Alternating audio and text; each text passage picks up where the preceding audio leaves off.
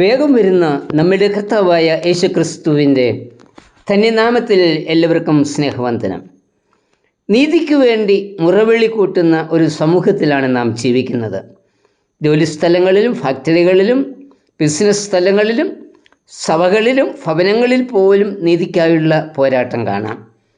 നീതി ഒരു പഴഞ്ചൻ സിദ്ധാന്തമായി കണ്ട് എന്ത് നീതീകരിക്കുന്ന പ്രക്രിയയിലേക്ക് മനുഷ്യൻ്റെ പ്രത്യയശാസ്ത്രം എന്ന് വളർന്നിരിക്കുന്നു. നീതി പ്രവർത്തികൾ ചെയ്തതുകൊണ്ട് മാത്രം നീതി നടപ്പിലാകില്ല. നീതി നടപ്പിലാകണമെങ്കിൽ മാനസാന്തരവും ആവശ്യമാണ്. നീതിയുമായി ബന്ധപ്പെട്ട് കർത്താവ് പറയുന്ന 2 പ്രസ്താവനകൾ ഗിരിപ്രഭാഷണത്തിൽ ഉണ്ട്. നീതിക്ക് വിശന്ന് ദാഹിക്കുന്നവർ ഭാഗ്യവാന്മാർ, അവർക്ക് തൃപ്തി വരും.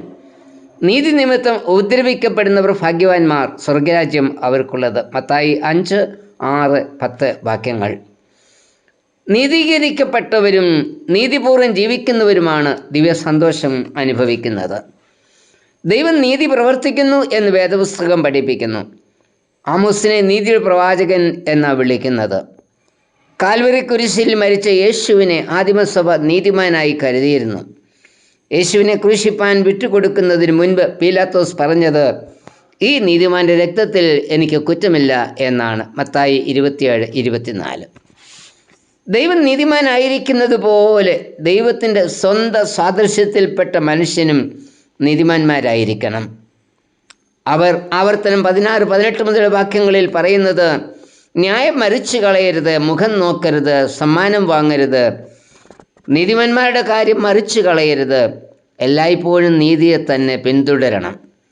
ഇന്ന് നമുക്ക് ലഭിക്കുന്ന രക്ഷയും മഹത്വവുമെല്ലാം ദൈവിക നീതിയുടെ പ്രതിഫലനമാണ്. നീതി പ്രവർത്തിക്കുമ്പോഴാണ് ദൈവകൃപ നമുക്ക് അനുഭവമായി തീരുന്നത്. നമുക്ക് നീതി പ്രവർത്തിക്കുവാൻ എങ്ങനെ കഴിയും? 1. ഏൽപ്പിച്ചിരിക്കുന്ന ദൗത്യം ശരിയായും സത്യമായും നിർവഹിക്കുന്നതിൽ കൂടി നീതി പ്രവർത്തിപ്പാൻ കഴിയുന്നു. ഇസ്രായേലിനെ വാഗ്ദത്ത നാട്ടിൽ എത്തിച്ച ദൈവം അവർക്ക് ചില ദൗത്യങ്ങൾ നൽകിയിരുന്നു. അത് നിർവഹിക്കുന്നതിൽ അവർ പരാജയപ്പെട്ടു.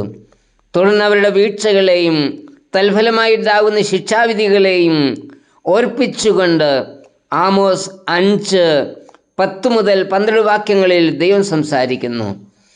നീതിന്യായ കോടതികളിൽ ന്യായം മറിച്ചു കളയുക, കൈക്കൂലി വാങ്ങുക, സത്യം സംസാരിക്കുന്നവരെ വെറുക്കുക, എളിയവരുടെ ധനം അപഹരിക്കുക തുടങ്ങിയ പ്രവൃത്തികളിൽ കൂടി അവർ ദൗത്യ നിർവഹണത്തിൽ പരാജയപ്പെട്ടതായി ഇവിടെ പ്രവാചകൻ ചൂണ്ടിക്കാണിക്കുന്നു.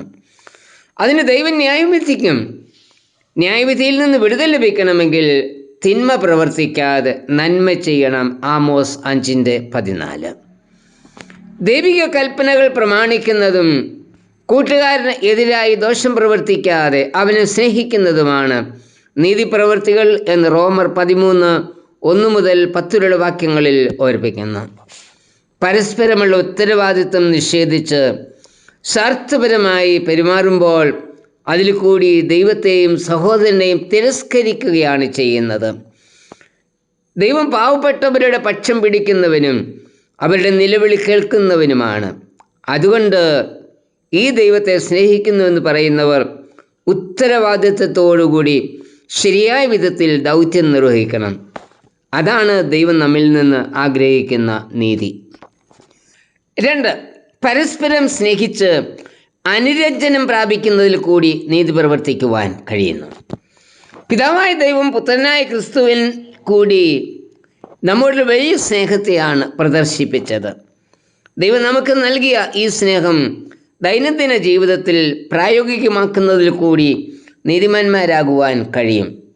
അപ്പോൾ മാത്രമേ ദൈവത്തോടും മനുഷ്യരോടും അനുരഞ്ജനപ്പെടുവാൻ നമുക്ക് കഴിയൂ.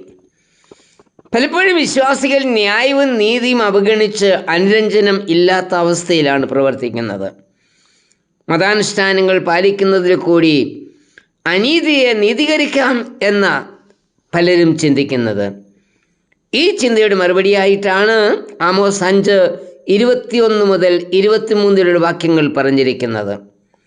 ഇവിടെ നൽകുന്ന ചിന്ത, നിങ്ങളുടെ സഭായോഗങ്ങളിൽ എനിക്ക് പ്രസാദമില്ല, ഹോമയാഗങ്ങളിലും ഭോജനയാഗങ്ങളിലും ഞാൻ പ്രസാദിക്കില്ല, നിങ്ങളുടെ പാട്ടും വീണാനാദവും ഞാൻ കേൾക്കുകയില്ല, കേസുകൾ നടത്തിയും പള്ളി പിടിച്ചെടുത്തും ആരാധനയും ശവസംസ്കാരവും ഒക്കെ തടസ്സപ്പെടുത്തിയും അനുരഞ്ജനം കൂടാതെ നടത്തുന്ന ആരാധന കർത്താവിന് വേണ്ട.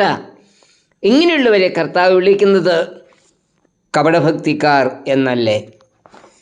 മത്തായി 5:20 കർത്താവ് പറയുന്നത് നമ്മളുടെ നീതി ശാസ്ത്രിമാരുടെയും പരീശന്മാരുടെയും നീതിയെ കവിയണമെന്ന. ശാസ്ത്രിമാരെയും പരീശന്മാരെയും സംബന്ധിച്ചിടത്തോളം നീതി എന്നത് ന്യായപ്രമാണ പാലനം മാത്രമായിരുന്നു. അവർ ന്യായപ്രമാണത്തിന് അടിമകളായിരുന്നു. അവർക്ക് മറ്റ് മനുഷ്യരുമായി യാതൊരു ബന്ധവുമില്ലായിരുന്നു. അവരുടെ നീതി കൊണ്ട് ദൈവരാജ്യം ലഭിക്കില്ല എന്ന കർത്താവ് പറയുന്നത്. അനുരഞ്ജനം കൂടാതെയുള്ള ആരാധന ദൈവത്തിന് സ്വീകാര്യമല്ല.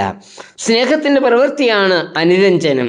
അതായിരിക്കണം നമ്മളുടെ നീതിപ്രവൃത്തി. കർത്താവേ, ദൗത്യ നിർവഹണത്തിൽ കൂടിയും സ്നേഹത്തിൻ്റെയും അനുരഞ്ജനത്തിൻ്റെയും പ്രവൃത്തിയിൽ കൂടിയും നീതിമാനാകുവാൻ എന്നെയും സഹായിക്കണമേ. ആമേൻ.